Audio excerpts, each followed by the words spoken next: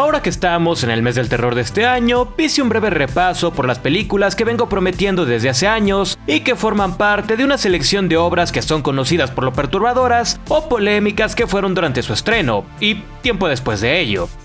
Es entonces que reparé en la película que veremos hoy, A Clockwork Orange, o bien La Naranja Mecánica del año 1971 y dirigida por el gran Stanley Kubrick, siendo una de las obras más reconocidas del director, además de una de las más polémicas. Tanto así que tras su estreno se le buscó censurar, ya que algunos grupos creían que la misma incitaba a los jóvenes a cometer actos de violencia, lo cual hablaba de que no vieron la película realmente, además de supuestas amenazas de muerte a Kubrick y a sus familiares, principalmente en Reino Unido, por lo que este pidió que se detuviese la distribución por varios años hasta el año 2000, donde se relanzó pasando de tener clasificación X a una R. Es importante mencionar y recordar que esta es además una adaptación de la novela homónima de Anthony Burgess, lanzada originalmente en el año de 1962. Entonces, ¿qué es capaz de hacer la versión cinematográfica y qué desea contar mediante su medio narrativo? Vayamos a averiguarlo en lo que es la tercera reseña del mes del terror. Advertencia, la siguiente reseña contiene spoilers. Iniciamos con una serie de créditos en colores chillantes, muy en sintonía con la música de sintetizadores para tener el título de la película en fondo rojo con texto blanco. Después somos recibidos por el protagonista, Alex DeLarge, viéndonos fijamente y brindando para nosotros, dándonos así la bienvenida a su historia con el plano alejándose, dejando ver a sus compañeros, Pete, Georgie y Dim. Además de que percibimos el sitio en el que estamos, un bar extraño donde se sirve leche plus con maniquís de mujeres en posiciones bastante exóticas como mesas y dispensadores de líquido, el cual beben para estar en sintonía con lo que él llama la ultraviolencia. ¿Qué trajes más ajustados los que tienen los guardias? Es como si no llevara nada puesto, nada puesto, nada puesto. ¡Ay, estúpido y sensual Flanders!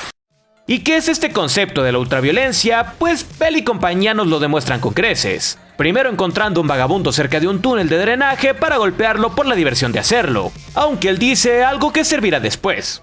It's a stinky world because there's no law and order anymore. Men on that moon, and men spinning around the earth, and there's no attention paid to earthly law and order no more.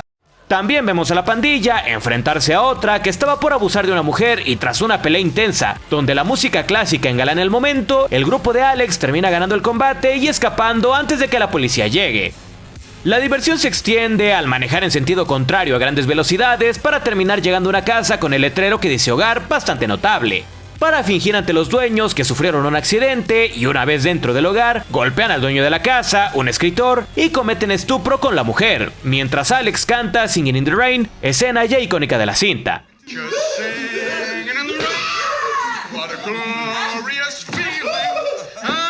Rosie, me agrada este chico. El resultado es algo que se mezcla bastante bien con la locura de Alex, la tensión del momento y la impotencia de las víctimas. Y aunque parece que el grupo se lleva bien para cometer sus crímenes, está claro que Alex, en posición de líder, ejerce un rol autoritario y de miedo a los otros tres, quedando esto claro cuando golpea a uno de ellos por interrumpir a una mujer que cantaba parte de la novena sinfonía de Beethoven, pieza que le fascina. De camino a casa, vemos que la ciudad en la que viven está hecho un basurero, lo que deja en claro lo decadente que es este sitio que se percibe como futurista. Al día siguiente, finge estar enfermo para no tener que ir a la escuela, pero en casa se encuentra con el señor Deltoid, un asistente social que entró a la casa con la bendición de la madre, y este habla con el chico para decirle que sabe sobre sus noches y cómo se divierte con sus amigos, comentando que lo mejor es que deje de hacerlo, ya que si sigue con este comportamiento podría terminar peor que en una escuela correctiva, es decir, el protagonista ya ha tenido problemas con la ley con anterioridad, preocupado por su carrera más que por los crímenes del chico. A big black mark, I tell you, for everyone we don't reclaim. A confession of failure. Por supuesto, Alex no toma en serio las advertencias y tras un poco de sexo con dos mujeres al mismo tiempo en repetidas ocasiones, Señor, qué suerte tienen algunos. se reúne con sus compañeros ya algo tarde y estos le expresan que tienen deseos de proponer algo para hacer el día de hoy, diciendo que desean conseguir una cantidad de dinero más grande de la que suelen obtener y aunque al inicio parece que los dejará hacer lo que quieren, al final los golpea a todos para demostrarles de nuevo que él es el líder y que él da las órdenes. Tras esa explosión de violencia donde incluso los lleva a otro sitio para beber, les deja retomar el atraco que querían hacer a una vieja señora de los gatos, con su permiso, por supuesto. Llegan al sitio y aunque intentan la misma movida que antes, la mujer, ya sabiendo sobre la táctica, no los deja entrar y alerta a la policía. Alex consigue accesar al lugar gracias a sus compañeros, comenzando una pelea con la mujer, la cual es bastante extraña, donde él se defiende de ella con la escultura de un pito gigante y la deja inconsciente de un buen vergazo, literalmente. En ese momento llega la policía y él escapa, siendo traicionado por sus compañeros que le rompen en la cara un frasco de leche plus, dejándolo indefenso y siendo finalmente capturado. ¿Sí, pinche prieto pendejo? ¡Cállate! ¡Cállate a la verga! ¡Yo soy el más chingón de este pinche crew! En el interrogatorio no le va muy bien y recibe palizas de los policías que, curiosamente, no buscan a sus compañeros de crimen, y el asistente social se desafana de Alex, escupiéndole por ser un fracaso para su carrera y diciéndole que la señora que atacó está muerta, así que será juzgado con base a ello. Su sentencia de 14 años dejó a sus padres destrozados y a él siendo vigilado constantemente por el jefe de los guardias. Esto desde el minuto en el que deja su estado civil para convertirse en uno de los números de la prisión hasta con ya algo de tiempo después. Así que un par de años después, Alex ahora ayuda al sacerdote del lugar para sus discursos ante otros criminales que, bueno, están interesados en otras cosas. Aún con su estadía en prisión, parece ser que este no ha cambiado en lo más mínimo. A pesar de que ahora él está interesado en la Biblia e imaginándose a sí mismo como uno de los castigadores de Cristo. Harto de estar encerrado, habla con el padre, que tiene simpatía por él, sobre un tratamiento que permite que los presos salgan antes a las calles, garantizando que no volverían a delinquir, con este más interesado en lo primero. Goodness comes from within. Goodness is chosen. When a man cannot choose, he ceases to be a man. La oportunidad le llega cuando el ministro del Interior de la ciudad ve en él a un candidato perfecto para esta transformación experimental, y pese a la postura del director de la cárcel al pensar que los criminales no merecen un trato humano, finalmente lo dejan ir por órdenes superiores para ir al centro Ludovico para recibir este tratamiento experimental. Prisoner escort, move forward. Halt! ¿Y en qué consiste dicho? Pues en inyectarle una droga que le provoca sensaciones desagradables como el dolor y después obligarlo a ver imágenes asociadas con actos terribles. Esto para que sea condicionado a sentir rechazo y malestar, casi como si sintiese que está por morir cuando éste desee realizar actos parecidos en la vida real o los observa. Durante este tratamiento sonaba la 9ª Sinfonía de Beethoven, recordemos que él disfrutaba mucho de ella, por lo que ahora también relacionó esto a sensaciones desagradables. Este enfoque presenta resultados que son mostrados ante un público, donde se somete a Alex a situaciones que otrora lo motivarían a responder con violencia. Lo interesante del caso es que ni siquiera puede defenderse de claros abusos contra él. También sus instintos sobre el sexo están erradicados, ya que no puede proceder como quisiera ante una mujer desnuda frente a él. Vaya, como un jugador de LOL. Es el padre, curiosamente, el único que se da cuenta de lo problemático que es todo esto, al descubrir que Alex ahora no es que sea bueno porque lo desee, sino porque se le erradicó la posibilidad de escoger. He ceases to be a wrongdoer. He ceases also to be a creature capable of moral choice. Es entonces dejado en libertad al día siguiente, visitando de nuevo su hogar, donde su cuarto ya no es suyo, y sus padres rentan el espacio para un nuevo sujeto. Así que al ya no tener un sitio en casa en el que vivir, decide vagar por las calles. Haciendo esto se topa con el vagabundo del inicio de la película, dándole el único centavo que tenía a la mano, reconociéndolo y llevándolo con sus demás amigos vagabundos para golpearlo, en represalia por el pasado. Debido al tratamiento, no puede defenderse y solo se detiene todo esto cuando un par de oficiales aparecen. Estos, antiguos compañeros criminales del protagonista que consiguieron este puesto colaborando con la policía dando testimonios de lo hecho en el pasado. Aprovechándose de la situación, le dan una paliza al chico de la que nuevamente no puede defenderse, y herido y en plena lluvia y en lo que siguen siendo más ironías, este termina cayendo al sitio donde 2 años antes atacó a la mujer y a su esposo al inicio de la película. Tocando la puerta y siendo recibido por el anciano, ahora en silla de ruedas, y su guardaespaldas mamado que se lleva cargando a Alex en brazos. Momento en el que se da cuenta en dónde ha caído. Being held helpless like a baby in arms. And suddenly realizing where he was. Va a doler. El escritor, que es un claro opositor del gobierno autoritario actual, ve en el chico la oportunidad de recopilar información sobre los experimentos inhumanos a los que fue sometido, ya que claramente conoce la historia. Sin embargo, mientras este se baña, comienza a cantar Singing in the Rain, lo que detona en el anciano los recuerdos de aquella noche y lo reconoce por fin. Esto da paso a una secuencia donde Alex come bastante tensa, donde el anciano lo motiva a tomar un poco de vino, claramente con dobles intenciones, contándole cómo su esposa decidió terminar con su vida tras el incidente donde abusaron de ella y cómo tras la golpiza que le dieron quedó en silla de ruedas, aunque sin decir directamente que lo reconoce. Llegan un par de sujetos más que realizan una entrevista al chico sobre su terapia, descubriendo el malestar que le significa escuchar la novena sinfonía de Beethoven o el cometer actos violentos.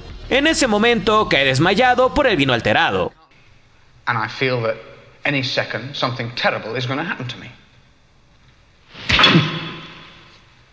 ¿Y qué hacen con esta información? Pues lo encierran en una habitación en el piso de arriba para hacerlo escuchar esa misma canción que le provoca estos deseos de morirse por el dolor. Así que, ya no soportando más, se tira por la ventana de esa habitación respondiendo a sus deseos destructivos hacia sí mismo. Sorprendentemente, este no muere y permanece en coma un tiempo hasta que finalmente abre los ojos, dándose cuenta del escándalo que ha causado su intento de muerte y que la terapia inhumana a la que fue sometido dejó muy mal parado al gobierno actual. Tras su despertar, nos va quedando claro de forma sutil y más evidente que pensar en violencia ya no le genera los mismos problemas de antes. You sold me a crummy watch. I want my money back. You know what you can do with that watch? Stick it up your ass! El ministro del Interior aparece ante el chico una vez más para explicarle la situación y llegando a un trato con él. There are certain people who wanted to use you for political ends. They would have been glad to have you dead, for they thought they could then blame it all on the government. Diciéndole que encerraron al escritor por ser un peligro, prometiéndole un trabajo a cambio de que este permita que la imagen del político cambie para mejor, y al aceptar le dan como regalo extra un par de bocinas enormes para disfrutar de su música, escuchando de fondo la novena sinfonía de Beethoven, misma que ya no le genera dolor, dándose cuenta que ha regresado a ser como era antes del tratamiento. I was cured, all right. El rey ha regresado. A Clockwork Orange, La Naranja Mecánica, es una muy buena película. A nivel temático, tiene varios elementos, siendo los más evidentes aterradores, pero los más sutiles todavía más perversos y oscuros. Pero detallaré al respecto sobre ello más adelante.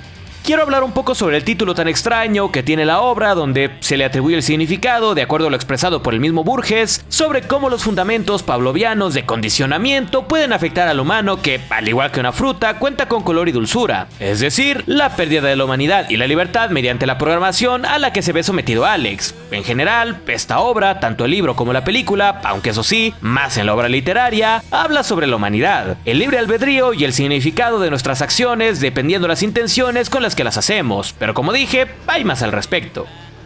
La historia, además del tratamiento de Alex y su interés por la ultraviolencia y el cómo ejerce su libertad como individuo de una forma destructiva para con los demás, también toca temas un tanto más profundos, siendo el primero que se nota en la escena del vagabundo, el desinterés social con respecto a las condiciones de vida tan poco favorables, anteponiendo los avances de la ciencia al bienestar común, colocando el mismo personaje, algunos ejemplos, como lo es el alunizaje, siendo objetivos como este importantes con respecto a los avances científicos y las posibilidades de la humanidad de crecer, pero ignorando otros problemas igual de tangibles como la pobreza o la pésima condición en la que están la mayoría de las calles de la ciudad, cubiertas de basura y con bandas de criminales que ejercen terror ante ciudadanos, ante la incapacidad de las autoridades de actuar al respecto. Además de que los más privilegiados, tal y como lo menciona el propio Alex, tampoco parecen estar interesados en la horrible realidad fuera de su diversión y lujos.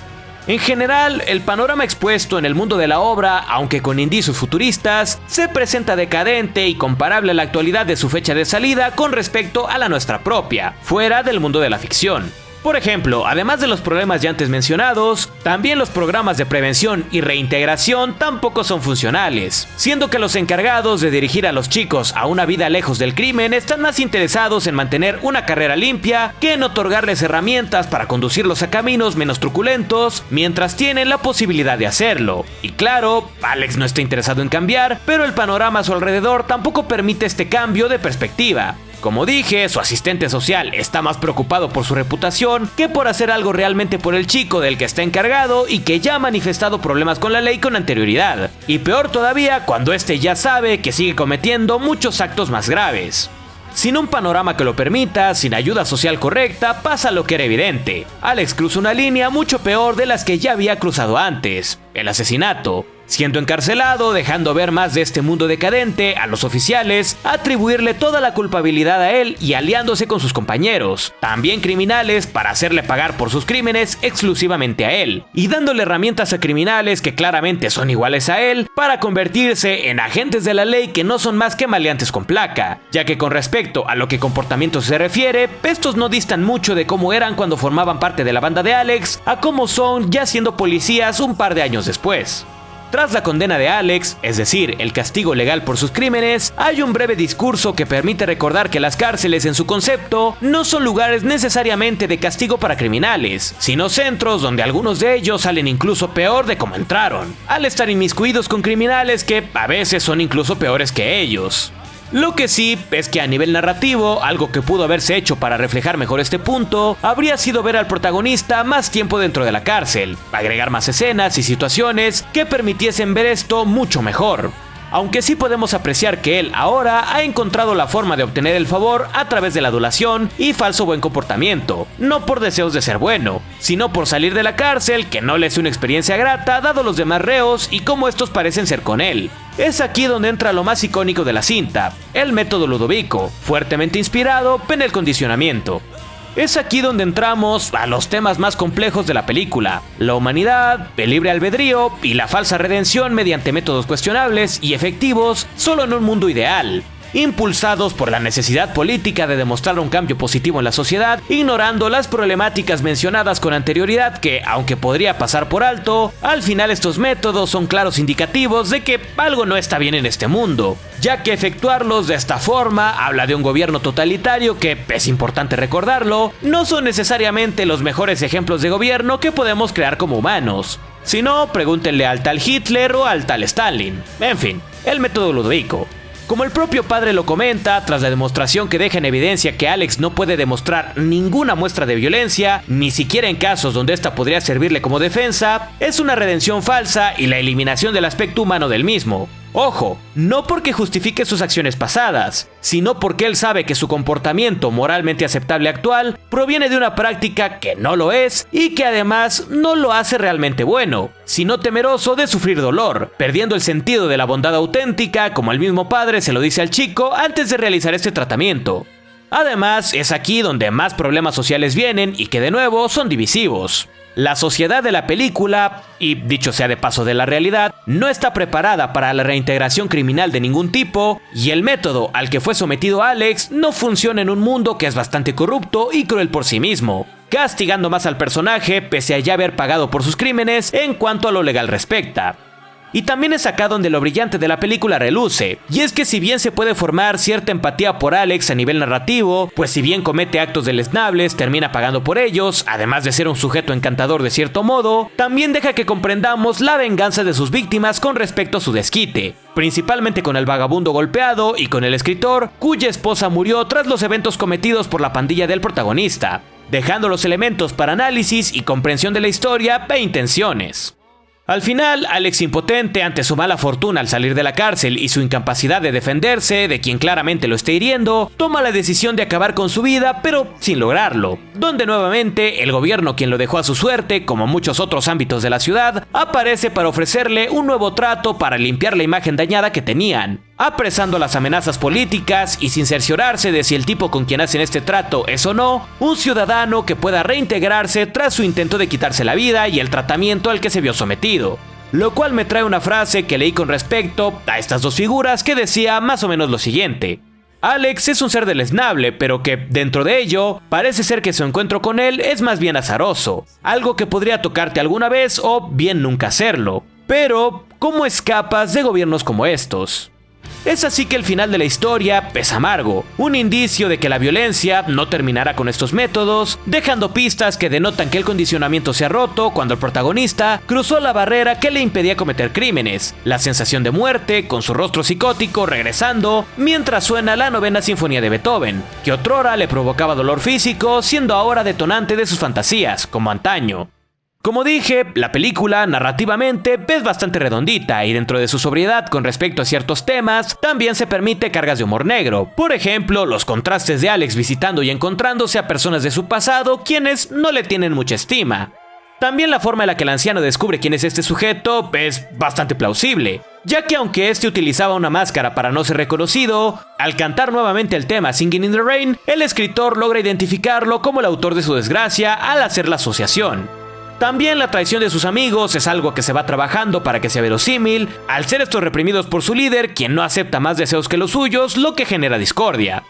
En el apartado musical, la cinta es brillante, creando el contraste entre la belleza de las composiciones y la violencia que vemos, pero además mezclando muy bien la misma al ser algo que Alex disfruta genuinamente, tanto estas composiciones como la violencia, lo que hace que las escenas con esta musicalización permitan entender mejor a su personaje, y este mismo entendimiento te hace comprender su deseo por arrojarse por la ventana como acto desesperado, dotando a la música también de un aire irónico.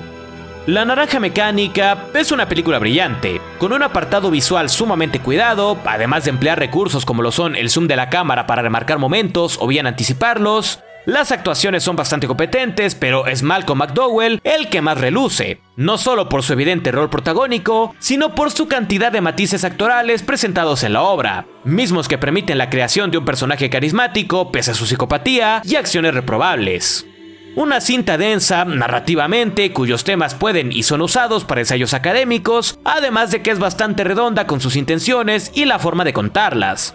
Además de que, dejando las polémicas de lado, que actualmente pueden verse como exageraciones de una sociedad mucho más cerrada, que de hecho lo son, tiene más que contar que la violencia per se, un producto obligado si eres amante del cine. Si el video te gustó, no olvides de dejar tu pulgar arriba y suscribirte, eso me ayudaría bastante. Además, no te olvides que últimamente estamos subiendo bastantes videos por el mes del terror. Sin más, yo me despido, soy Diefuan y nos vemos en el próximo video.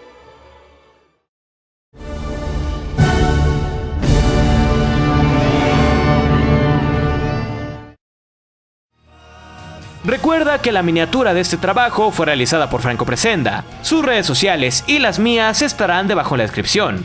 Si lo deseas, puedes hacerte miembro del canal para desbloquear algunos beneficios, como ver los videos un día antes o bien ser mencionado al inicio de estos. Te invito además a verme en directo donde realizo otro tipo de contenido.